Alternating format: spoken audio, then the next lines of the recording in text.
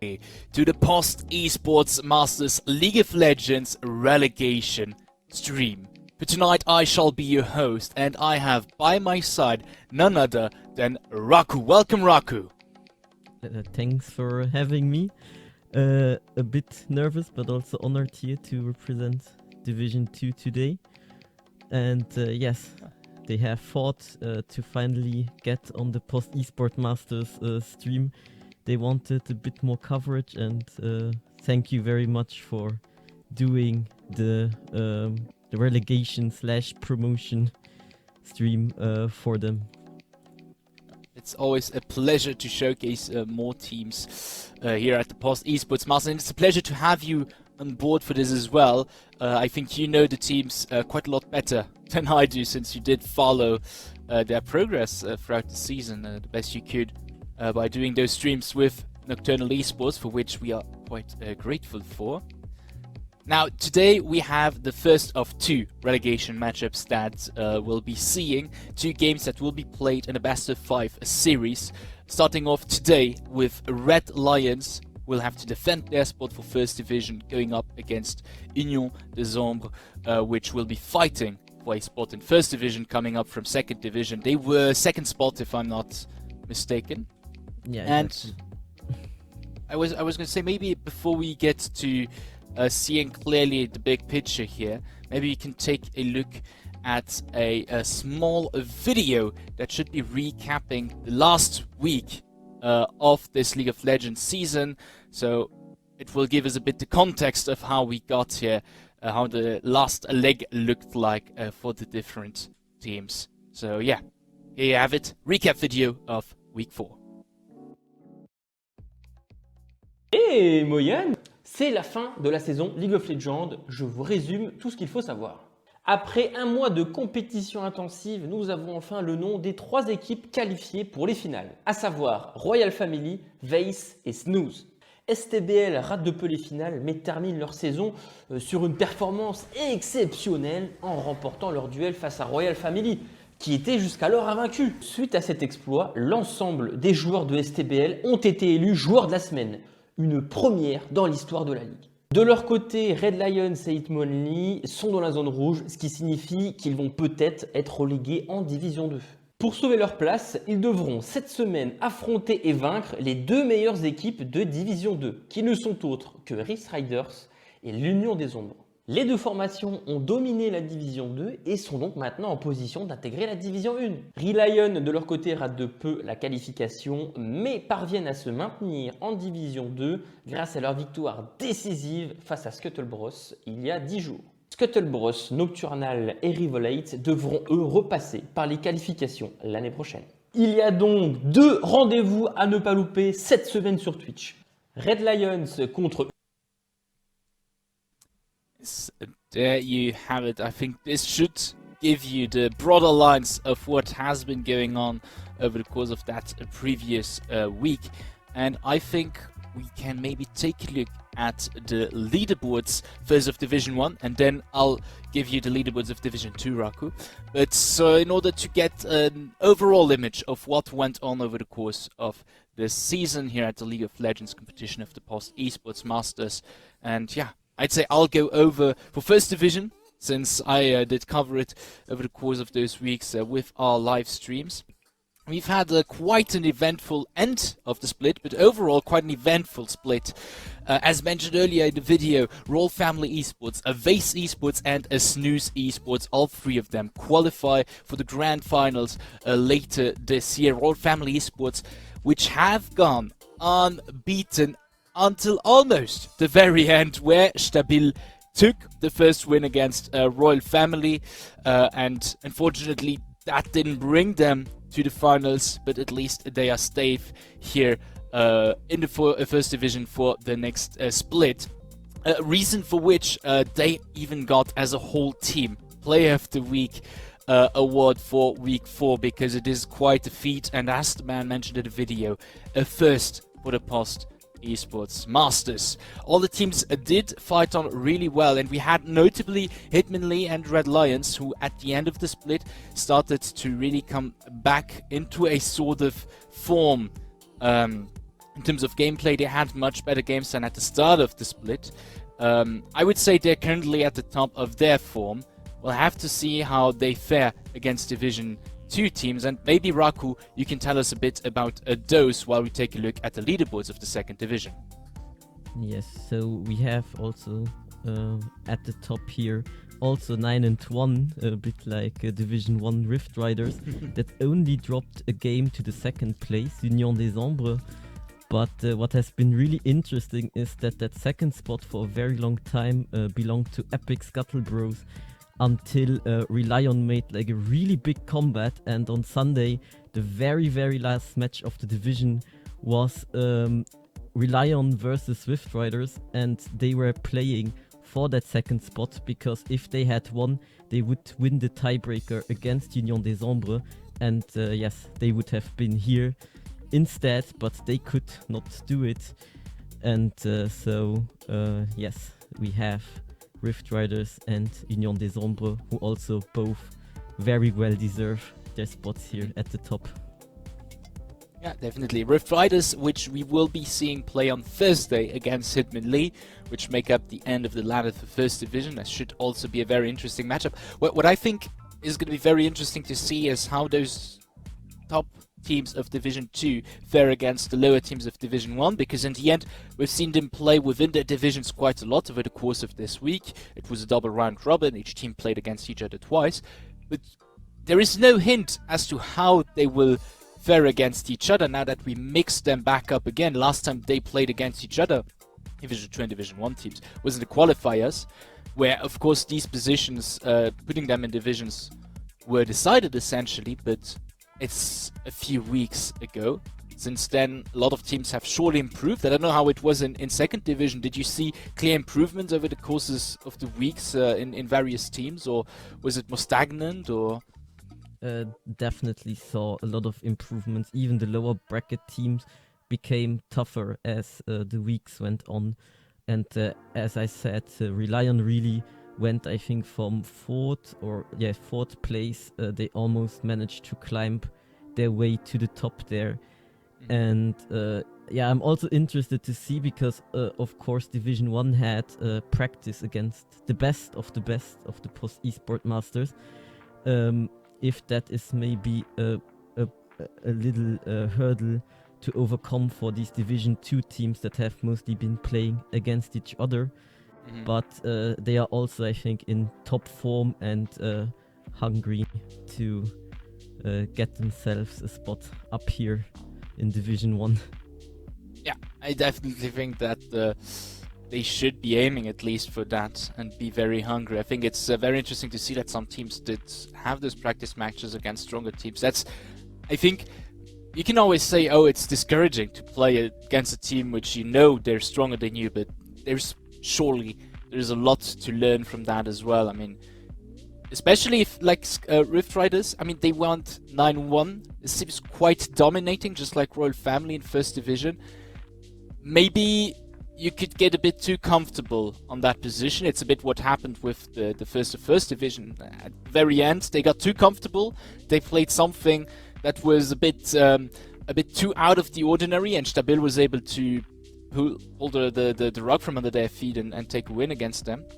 So it's definitely important to play against those stronger teams before jumping into this kind of matchup in order to prepare yourself. It's also great to see that they did.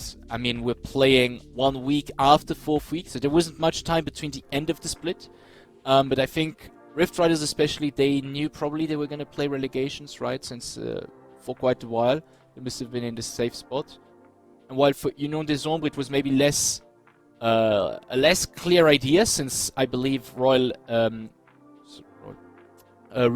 played Sunday, I believe, against Rift Riders. Is that right? Yeah, exactly. So it was really the last match for us, and it was really interesting. A lot of people came in to see, maybe also from Division 1, maybe for Red Lions, important to know who was going to be their opponent there. And although, of course, Union des Ombres was mostly rooting for Rift Riders, there are also a lot of people that are friends with each other, so they were just really expecting a really interesting match, and it was very close. We had Relion really dominating the whole mid game, and then Rift Riders, who have always been really excellent at these objective team fights, managed to get the game back in their hands. And then unfortunately, of course, for Relion, but fortunately for Union des Ombres. So I think it was very nerve-wracking, because Union des Ombres' fate was in Rift Riders' hands. I think it must be complicated. If you're at the team, you're like, okay, we have a shot at first division or not, but it's absolutely not in our control. We cannot do anything about it except like root for the team that could defend us best indirectly. You're just doomed to your fate in the end. Good for them that Rift Riders did win. I did also see the results. I mean, it was a 42-minute game. It's super long. Like, I know way back when you would always say, oh yeah, 40-minute game, like normal League of Legends game, average. But nowadays it's been going faster and faster, right, in terms of game length. I think the average game length in First Division at least must be not even 30 minutes at that point. So 42 minutes, that's such a long game. And players gotta get tired after a while as well there, right? Yes, I know that also the first game against Rift Riders, so Relion versus Rift Riders, the matchup, they also had, I think, a 40-something minute game, so the teams are really head-to-head, and... No spark between us anyway. Yeah, definitely. So it was already close. In the end, Rift Riders came out on top, unfortunately for Relion. And we have here champ select for the first game of tonight. I'll just remind you guys, that's the word I want to say, not remember. Remind you guys, this is a best of 5 series. First team to get 3 wins takes the win home, and with that the spot in First Division. This means quite a few things. This means that it's not immediately lost. Even if you lose the first game, there's always a way to come back. There's always a way to adapt over the course of the games, your playstyle to play against the enemy. And most importantly, this brings in a new factor which we haven't seen throughout the season. Alright, we've almost seen it, but not this in such a concentrated manner than we have here. It is the player's mental, which is going to be really important going into these matchups.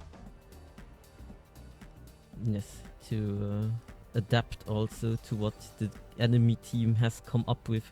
They didn't have that much time to prepare for each other due to the circumstances, but they could still, and we also see here from the bans already that they have probably, at least from Union des Ombres, scouted out the one-trick champions, or really like the most played champions from Union des Ombres, taking away 3 comfort picks that I think they have barely played at all, because they've mostly been banned also throughout Division 2. I think the same can be said on the other side. Namely the Clad that stands out, as well as the Zeri, which Ziki had monstrous performances on in the First Division. Now, for the first few picks on the sides of Red Lions, we have Set, Nidalee and Oriana. The Nidalee, which I believe we've seen Tundra Rookie play over the course of the last few game days. Champion on which he had actually a rather good performance in my opinion, which always brings quite a lot of interesting gameplay in my opinion with itself.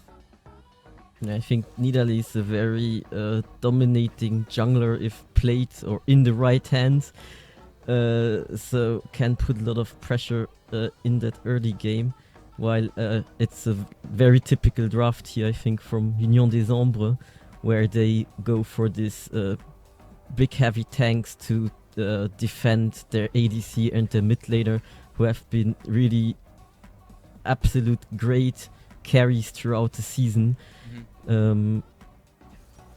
Yes, also the Nidalee paired here with the Smolder, so maybe getting some early pressure to have the Smolder have time to scale.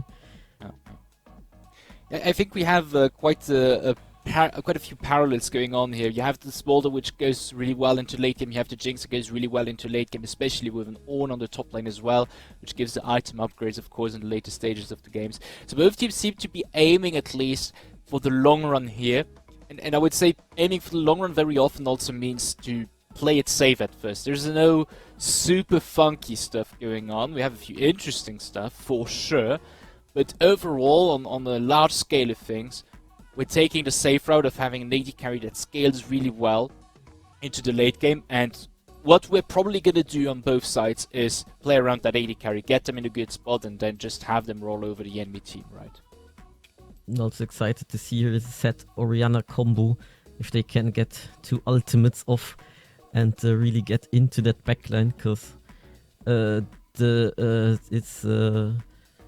I just will abbreviate his name to Jean-Phil, has really performed really well on Jinx. It's one of his main champions. We've had an interview with him where he said, "Beware of my Jinx." So very excited to see her in action immediately in the first game. That should prove quite interesting indeed if that's one of his 5 champions. And I mean, on the sides of Union des Ombres especially, we're quite stacked to protect that Jinx as well. I mean, you have Rel on Brom. If that doesn't scream, we're not letting you through to this Jinx, I don't know what does. Syndra works quite well as well in order to peel, but also take down someone who goes maybe a bit too far in. Set, however, indeed, I really like that you mentioned that, the Set Orianna. Set is the kind of champion who doesn't care quite as much for front lines, right? Because if you front him with a tank, he just says, let me smack that tank into your AD carry, and he's all happy because he's in the middle of the teamfight at that point. And it's all going to be a question of, can Red Lions follow up on that when they see the proper opportunity here, right? Yes, if they really manage to pull these combos off, it could get difficult for the Jinx, especially if they have that flash timer or ghost timer and know that they can go in for a decisive fight. But also, at least in Division 2, Union des Ombres, they pick these late game scaling comps, but they also do not slack in the early game. They will know how to rotate and when to rotate. And sometimes also take very explosive fights where you think there's no way they can win with their late game comp, and they just run through it, give 1 or 2 kills to the Jinx, and she will just start to take over the game basically. That's really nice to see. I think it's very interesting that we seem to have 2 teams here who rely quite a lot on their AD carry, if I hear it right from you. So on the Jinx, what was his name? Jean-Phil? Yes. On the Jinx, on the other side we have Zeki, who is also well known for playing those hyper carry champions and being quite the staple for his team when it comes to the way they play. So I think this should be a very interesting game that we have with what seems to be, overall gameplay wise, maybe a bit similar looking teams in certain aspects. I definitely can't wait to see how this first game goes, and what I'm always most hyped about is to see in a best of 5 series, is to see how the teams afterwards adapt to various things. For example, you said the Jinx of Jean-Phil is really good. If he pulls it off in this game, if he has a strong game, Red Lions will have to adapt to that in some way or another. And then you can get to see how they respond to that kind of stuff. And I think that's always one of the most interesting parts of a best of 5 series. Yes, and also what I am excited to see, because I saw that Red Lion had picked Nidalee jungle before, and also aggressive things like Xin Zhao, for example. In Division 2 we often had the Maokais, the Sejuanis, the Rel, the very tanky front line to protect their carries. And I'm looking forward to see how they utilize the pressure of such a early game champion in the jungle to maybe get ahead and totally shut down potentially the Jinx. But then again, also if I know that he plays so many champions as Nocturnal. When we had to draft against them, it was very hard to ban out his ADC pool, because he does play a lot of champions quite well. So maybe here have to look to maybe get that protection away from him, or the set might be already what they need to make it work. So a very good read on what the game, on what the team excels at. Yeah, that's really nice to see. And also just to mention it, because I saw it coming up in the chat, and it is relevant, because the set was the first pick, and you'd think, oh, I would expect the set to be announced, or I wouldn't expect a team to pick such a beefy front line with a Jinx when the enemy has a set. But the teams did use LoL drafts, as far as I know, for the picking phase. It's just that we're playing on live service, not everybody has every single champion. So they're just essentially doing the champ select and picking the champions that they got in the order that is most practical for everyone, which means in order of top to bottom, in any case. Well, I would say, without any further ado, dear spectators, let's head into the first game of tonight of this best of 5 series, Red Lions versus Union des Ombres, as I'm being told that it is quite ready.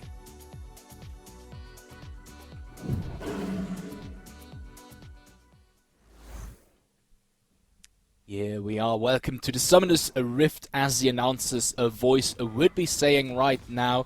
We have Red Lions on the blue side going up against Union des Ombres on the red side. And here we go. I think here's a typical using the Braum to invade early with his passive, maybe trying to catch them a bit off guard. You have CC, they are headed towards the bot lane, hoping probably to catch maybe Ziki here, who's all alone. At least get a flash out of the smolder. Would already put a lot of pressure. Cleanse it. Cleansed? Cleanses the slow rather than flash away. Slow, yes. They are not able to get him. But it was worth a try, that's for sure. Because especially getting that kill on Zeki in the early stages of the games could prove to be a huge boon for your team. But now also Red Lion had the opportunity to place a ward in the jungle, so they will know where Cutman is starting. Which is of course very good here, because I don't think Rel wants to be caught off guard by a Nidalee in the jungle. I'm not quite a jungle main here, but doesn't sound ideal. It does not indeed, because especially if the Nidalee has the vision, like by your red buff, you're not expecting anything, and then bam, spear comes in, Nidalee in your face. You're most probably dead at that point, and that would be quite unfortunate. So we have to see how Tundra Rookie uses that ward. Does he go for the invade? I think he definitely could at least try to go for it and kind of cut men off his tracks right off the bat.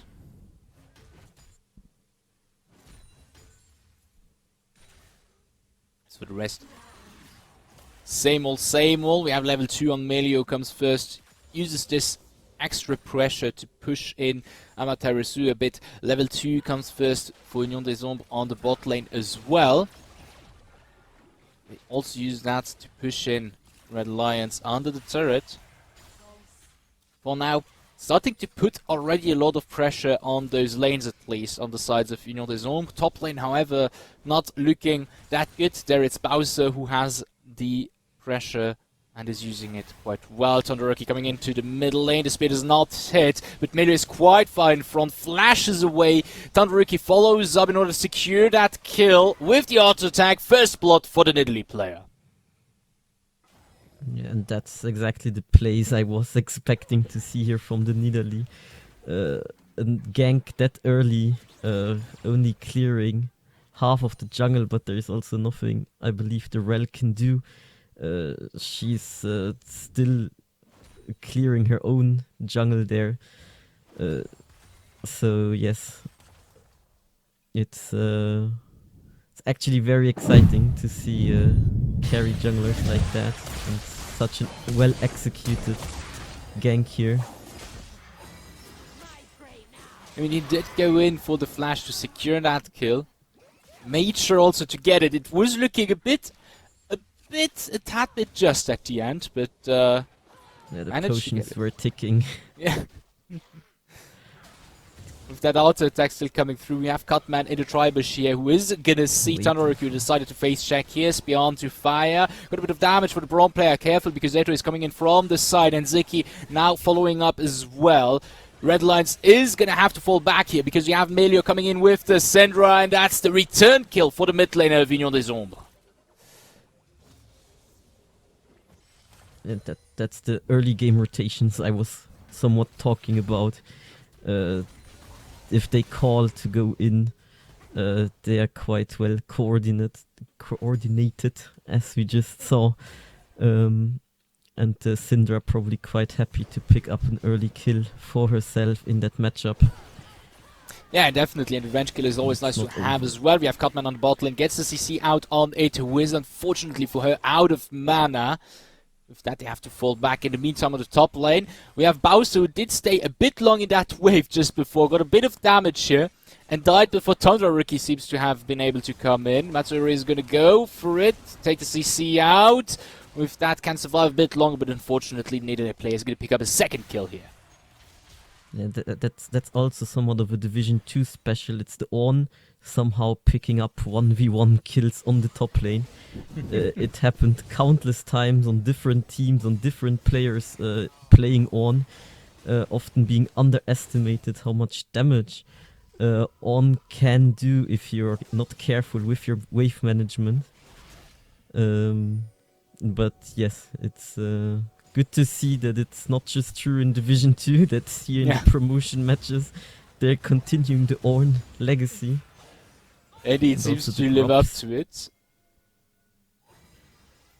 Or at least, maybe they inspired themselves off of Division 2 games themselves. Here we have 2 Void Grubs being done by Tundra Rookie for Red Lions, with Cutman coming in just in time to take the third one off. Which has also been a big discussion if you should go for the first grubs or prioritize the Drake. I don't think Division 2 players have found the right answer yet, because everyone seems to have a different opinion on it. I think it always depends a bit on what your end goal is in a game, and for Division 1 what seemed to be very often the case, more often than not, would be that one jungler goes for one of the objectives, the other one goes for the next objective. There was very often this cross map play for the grubs for the Drake. I think in the end they're more or less equally important, right? Depends also on the champions you have. Of course, if you have a Bel'Veth, you'd like to have those Void Grubs as early as possible, right? If you're definitely going for the late game, the Drakes might be a bit more interesting to you here. Yeah, that's why I was a bit expecting that maybe Union des Ombres, because we have also seen often this cross plays, but maybe they also didn't want to risk giving the 6 grubs to Red Lions, because they can end the game quite fast if you get a Baron in the later stages of the game. They could indeed. We have Cutman onto the Drake, while Todoroki is going for a lane gag here on the bot lane, putting a lot of damage on the bot lane of Union des Ombres. It's not enough, unfortunately, to kill them, however, for Red Lions. And they seem unaware of the Drake being done, but we have Tundra Rookie rotating slowly but surely towards it, with the bot lane being very aggressive. I think this should be a telltale sign that something is going on at Drake, and with that, we have the Drake being finished off here by Cutman, who dodges this spear very niftily, flash over the wall from Tundra Rookie to get to the Rel play. He's into the ultimate, which means that he's having a bit of a rough time, but now with the bot lane joining up, he is able to finish up the kill. Both mid lanes having joined up. Very nice shockwave coming in from Amaterasu. With that, they secure the kill. Argenfil unable to kill, however, Fire nor Cutman, but forcing them to back off at least.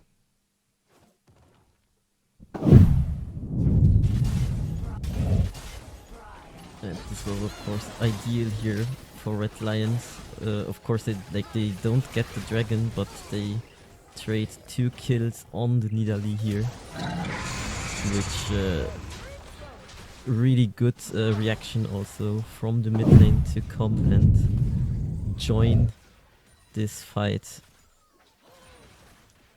Yeah, definitely. They seem to be very at the get-go here. And that's really nice because with that, Zeki and Eto were able to push in that wave towards the turret. I believe they picked up at least one plating. But most importantly, there is starting to be a bit of a CS advantage coming in for the smaller player of Red Lions. Going strong at 76 for 55 for Jean-Phil, who died in that sort of team fight. And with that, lost quite a bit of CS.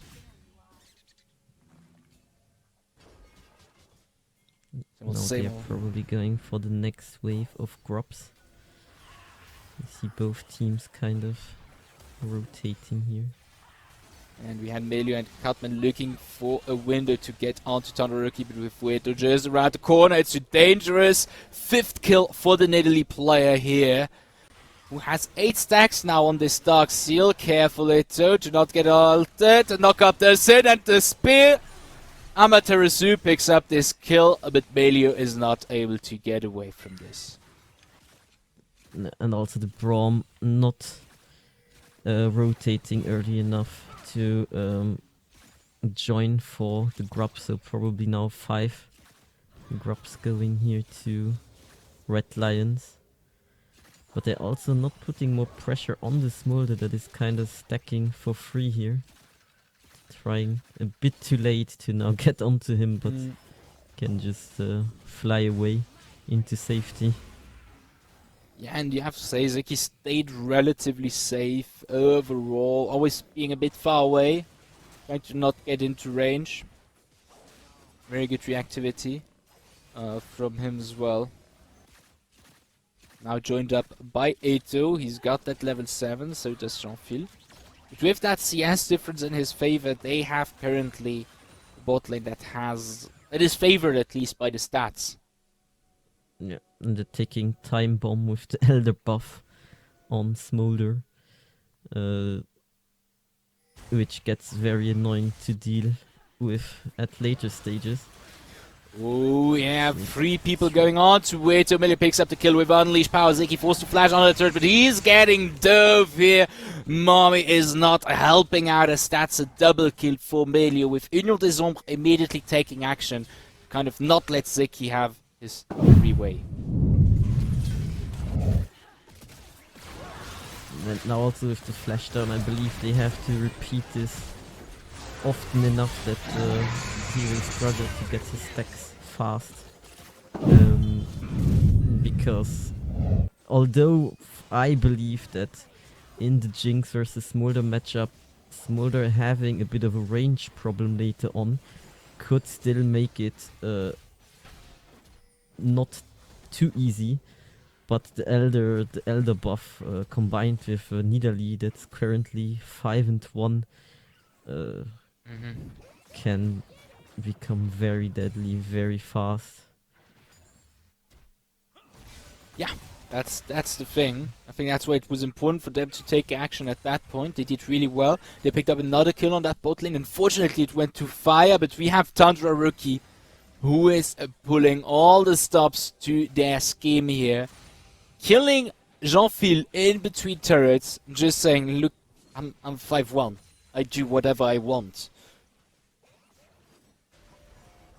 No, I don't think anyone right now on Union des Ombres side can match that Nidalee. And it will be now a bit of a game of trying to get the Nidalee under control, while also having Smolder that they need to take care of. So pretty hard, because also the gold lead is already pretty much in favor of Red Lions. With a 3k gold in their favor, and it is mostly concentrated on Todoroki, and I think Zeki is also quite well into it. Melio gets the kill on Amaterasu, but dies in the process as well. I was going to say, Zeki should be too bad off himself with this CS lead that he has, currently going strong with 117, 15 ahead, no, 11 ahead of the second in the game, which is Amaterasu. So he's having a good time here. He's almost halfway through with the stacks as well here. 140, so soon getting that really big wave clear also, because that's where stacking becomes so much faster. Just W a wave and then Q it once, and you get all of those stacks in one go. And it will also be harder then to actually do a play like we saw Union des Ombres do under their tower, because there will be no minions to help them out on those dives. But they're Look how trying carefully, again. yes. Like he did the Andrew into the bush before going for a ward there. Because he knows that currently all eyes are on him, and that's the right call for Union des Ombres, as we've mentioned.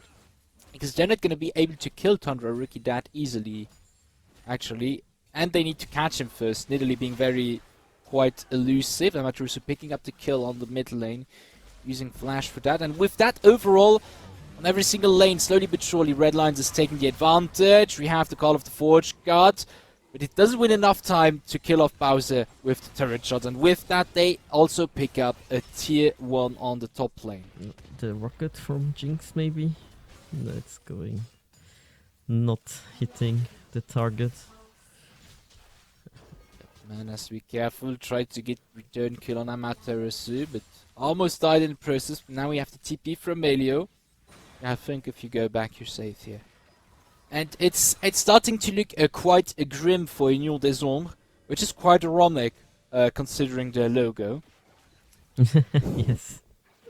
But a 5k gold behind. We have tier 1 being down on the bot lane here as well. No, okay, Fanya comes in just in time to stop that. It's starting to look really grim, and they're having a bit of a rough time finding footing here. They're not finding catches like they did before on the bot lane against Tundra Rookie. Now we have Amaterasu that is starting to pick up quite a few kills as well.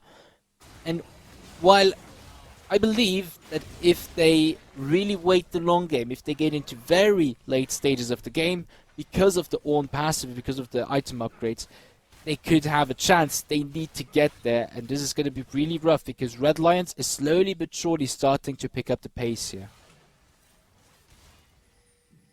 Yeah, it's all about how they can stall now, but here the Ori and the Nidalee are quite literally unstoppable. There a lot of struggle, I think, here from Cutman to get anything really done. Yeah, Melio gets towered over here, gets the return kill on Tundra Rookie. That's you, 700 gold shutdown money coming in for the Syndra player of Union des Ombres, which is the second carry here next to Jean-Phil. That's quite good. He's going 5-5. We have the Thorns coming out and not hitting Jean-Phil, and fire going in on towards Amaterasu, but it's not enough to kill him. However, the return damage is not enough to kill him either. Rocket is not up for Union des Ombres, unfortunately, here.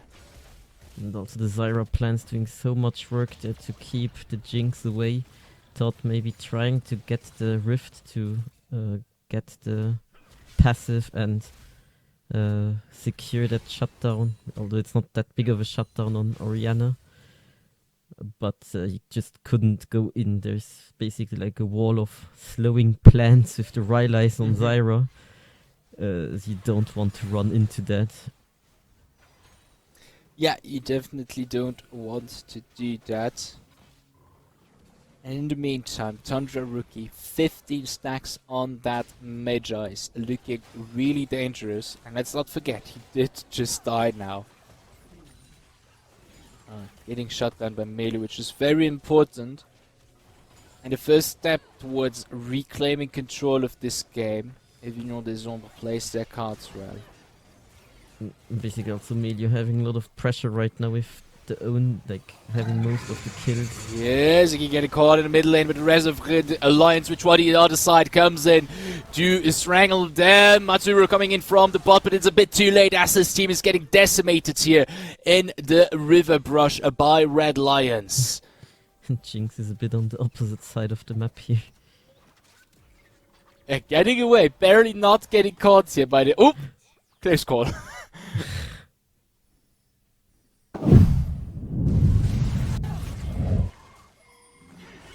Yeah, maybe we can see Red Jinx escaped too. Try to get away from the whole chaos going on here. Very nice shockwave that came in from Amaterasu, definitely turning the fight in the favor of his team. He did use also his ghost there to escape, so maybe not all that worth to get away because his team was dead anyway. There was nothing to contest afterwards.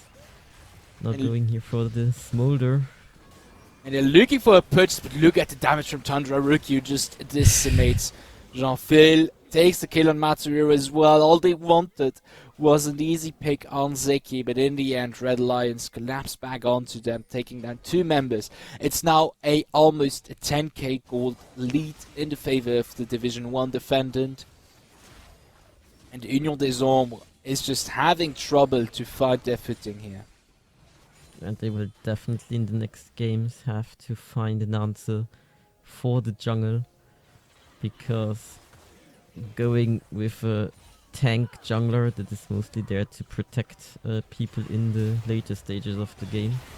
Maybe a catch here onto it. Oh yes, that's another kill in their pocket. Another one for Melio here, who must be feeling pressured right now to step up for his team, because yes, it's not looking very good for the Jinx, which is the only other damage dealer on their team. She will of course scale after a while, but so does Smolder with his CS lead. Yeah, but definitely have to look into how they want to counter these aggressive jungle picks, because they're proving quite troublesome right now. Yeah, it's definitely paying off for Red Lions, this Nidalee pick here. I mean, 11-2-2 says it all. Fully stacked Magi says it all. He has currently a one-man army against Union des Ombres, and the problem with that is that unfortunately for them, Bowser is in a really good spot as well. 46 CS lead, also going 3-1-3, not too shabby. Amaterasu is able to hold up against Melio in terms of items even. And a bot lane Zeki as well with a huge CS lead, already at 200 CS. So currently on every single lane, Red Lions is quite a hand. And all of that finds root in Tundra Rookie's Nidalee gameplay here. And now they're also having Baron up. Syndra does pick up a kill on the side lane there on the Orianna, which we didn't see on screen. Which is of course good for them, delaying the game here for a bit longer. It's delaying the game for a bit longer and taking away a very important player still for Red Lions. Yeah. Well, Tundra, yeah, we have the stacks that came in. Yeah. Yeah, full now. As I say, even if Counter Rookie on this Nidalee can almost one-shot probably almost anyone with you do. Oh, Mom comes in, but that's not going to confirm the kill, unfortunately, for Zeki. But look, Thunder Rookie can just go into the base, do whatever. Has to be careful to not get CC. Flashes out, but here comes Ato, his ultimate. Jean-Phil is CC to death, but is not going to die, so he's not CC to death. He's just CC'd a lot. And even then, 4v5 managing to pull off this here. Yeah, and the spear that goes on to Melee. We have the TP in from Amaterasu, and Tides have done. Now it's Red Lions with 5 players versus 4. The mid laner of Union des Ombres being out currently for 30 more seconds. And with that, also their greatest boon not being into the game right now. Red Lions has virtually no threat and can simply go for this Baron. And they go for this Baron with 5 Void Grubs, so that's going to be very, very hard to handle for Union des Ombres. And also Smolder trying the Rocket Steal here, but not happening today. Yep. That would have, of course, turned the game a bit in their favor, but very hard to pull off. But yeah, the Smolder is paired here with potentially 4 pretty high DPS characters. And I think that's what people don't realize sometimes. Smolder applies the Elder for all of his teammates, so he just has to hit his Q once, and then a Nidalee Spear can basically seal the deal on a squishy target like Jinx or Syndra. If it And doesn't that's already.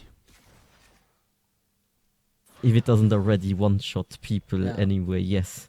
But if it doesn't, then just getting a little tag from a Smolder Q will definitely Yep. seal the deal.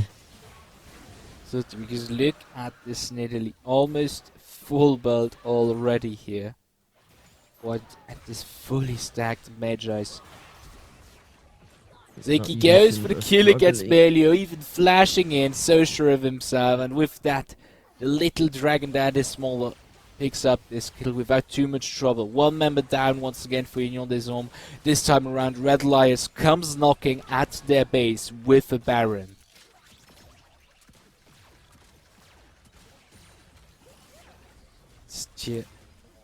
I mean, they're in a now turret just taking down on the bot lane. looking to seal the game here. Yeah, they are looking to finish. They're putting a lot of damage on those towers. Bowser going in, even putting a lot of damage on them. Here comes Mom to seal the deal eventually. Matsuhiro keeps him for a while away from the rest of his team, but he is forced to fall back as the damage is starting to come in here. And they are trying to make a last stand here. Union des Hommes, but it's not enough. With that, the Nexus is taken down, and Red Lions takes the first win of the night.